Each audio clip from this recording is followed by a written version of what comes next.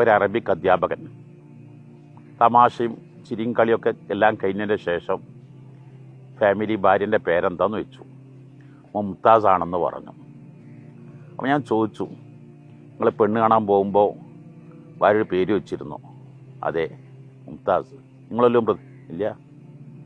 നിങ്ങൾ കല്യാണം കഴിച്ചിട്ട് എത്ര കൊല്ലമായി? 16 കൊല്ലമായി. ഭാര്യയുടെ ഒരിക്കലെങ്കിലും മുംതാസ് എന്നതിൻ്റെ മീനിങ് പറഞ്ഞു. സൂപ്പർ എന്നല്ലേ അർത്ഥം. പിന്നെ എങ്ങനെയാണ് അദ്ദേഹത്തിൻ്റെ കുടുംബജീവിതം മുന്നോട്ട് പോകുന്നത്? അതേ സ്ഥാനത്ത് അദ്ദേഹം പെണ്ണ് കാണാൻ പോയ സമയത്ത് ആ പേരെന്താണോ? മുംതാസ്. ഹോ, മുംതാസാ, എന്താ സൂപ്പറാണല്ലോ.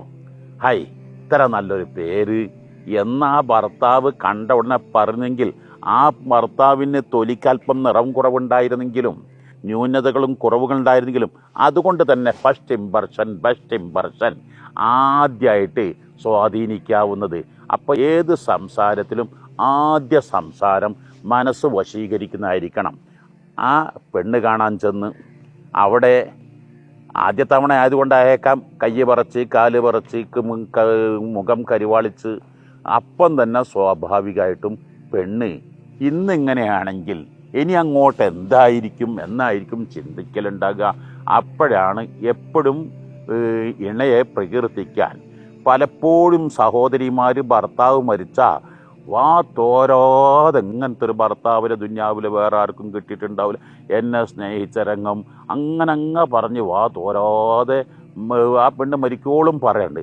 ഞാൻ ചോദിക്കാറുണ്ട്, എന്നാൽ ഇത് വല്ലപ്പോഴും ഭർത്താവിനോട് ജീവിതകാലത്ത് നിങ്ങളെപ്പോലത്തെ ഒരു ഭർത്താവ് എനിക്കല്ലാതെ വേറെ ആർക്കും കിട്ടൂല എന്ന് പറഞ്ഞിട്ടുണ്ടാകുമോ? അപ്പോൾ സ്നേഹം വീട്ടിൻ്റെ ഉള്ളിൽ മനസ്സിൻ്റെ ഉള്ളിൽ അടച്ച് പൂട്ടി വെക്കാനുള്ളതല്ല, അത് പ്രകടിപ്പിക്കാനുള്ളതാണ്. ഭാര്യ ഭർത്താവ് സ്നേഹിക്കുന്നു എന്ന് പറയലല്ലാതെ മറിച്ച് അത് ജാക്കിയാണ്, കുഞ്ഞാപ്പു ആക്കല, പല പേരുകളും അതിന് പലരും വിളിച്ചേക്കാം. ഞാൻ ആ പേരുകൾക്കെല്ലാം നേരെതിരാണ്. പക്ഷേ അതിൻ്റെ പ്രകടിപ്പിക്കുന്നത് ബോധ്യപ്പെടുത്തി കൊടുത്താൽ ഭാര്യ ഭർത്താവിനും ഭർത്താവ് ഭാര്യയ്ക്കും അതുപോലെ തന്നെ രക്ഷിതാക്കൾ മക്കൾക്കും മക്കൾ രക്ഷിതാക്കൾക്കും ബോധ്യപ്പെടുത്തി കൊടുത്താൽ കുടുംബത്തിൽ പ്രശ്നങ്ങളില്ലാതെ ഭാര്യ ഭർത്താക്കൾ കുഴപ്പങ്ങളില്ലാതെ എന്നെന്നും സന്തോഷകരമായ ജീവിതം നമുക്ക് മുന്നോട്ട് കൊണ്ടുപോകാൻ കഴിയും. എല്ലാവരും അത് ശ്രദ്ധിക്കുമല്ലോ.